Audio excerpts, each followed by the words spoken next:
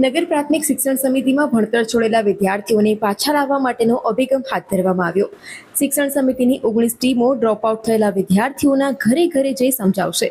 વડોદરા શહેરમાં શિક્ષણનું પ્રમાણ વધારવા અને ડ્રોપઆઉટ પામેલા વિદ્યાર્થીઓ પોતાનું શિક્ષણ પૂરું કરી શકે તે માટે રાજ્ય સરકાર દ્વારા આદેશ આપવામાં આવ્યો છે। આ આદેશનું પાલન કરવા બદલ 16,000 જેટલા ડ્રોપઆઉટ થયેલા વિદ્યાર્થીઓના ઘરે ઘરે જઈને શિક્ષણ સમિતિના અધ્યક્ષ, શાસનાધિકારી સહિત મેયર, ચેરમેન, મ્યુનિસિપલ કમિશનર તેમને તથા તેમના વાલીઓને સમજાવે છે। આ આદેશનો હેતુ માત્ર ને માત્ર વિદ્યાર્થીઓનું ભણતર જળવાઈ રહે તે છે।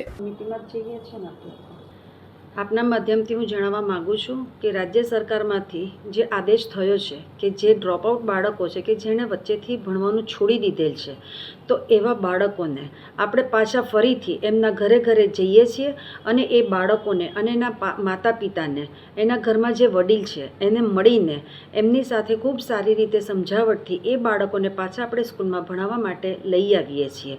આજે છેલ્લા 3 દિવસથી અમે અલગ અલગ 19 જેવી ટીમ બનાવેલી છે।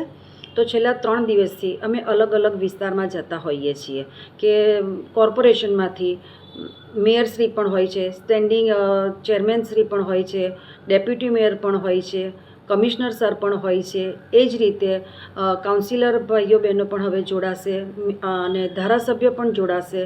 અગાઉ આવનારા દિવસોમાં સાંસદશ્રી પણ જોડાશે।